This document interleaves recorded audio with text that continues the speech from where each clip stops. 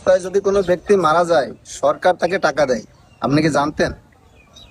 জানে না বলেই সরকারের ফান্ডে কোটি কোটি টাকা পড়ে আছে, কেউ নেয়ার লোক নেই। যদি কোনো ব্যক্তি সড়ক দুর্ঘটনার কারণে মৃত্যুবরণ করে, সরকার তাকে 5 লক্ষ টাকা দেয়। কেউ গুরুতরভাবে জখম হয়ে থাকলে তাকে 3 লক্ষ টাকা দেয়, আর সাধারণভাবে জখম হয়ে থাকলে তাকে 1 লক্ষ টাকা পর্যন্ত দেয়।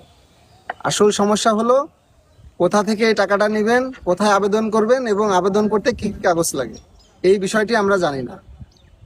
প্রত্যেকটা জেলায় একটি বিআরটি অফিস আছে, অফিসে যাবেন, ফর্ম 32 ফর্মটি নেবেন অথবা ওয়েবসাইট থেকে ডাউনলোড করে পূরণ করে জমা দিবেন।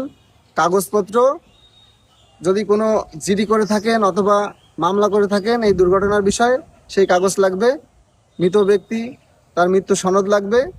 আর যদি আহত নিহত হয়ে থাকে চিকিৎসার যাবতীয় কাগজপত্র লাগবে, এবং যে আবেদন করবে তার এনআইডি কার্ডের ফটোকপি লাগবে।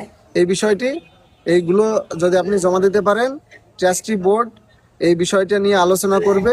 যদি যুক্তিসঙ্গত মনে হয় তাহলে যে আবেদন করবে আবেদনকারীর অ্যাকাউন্টে কিন্তু টাকাটা চলে যাবে।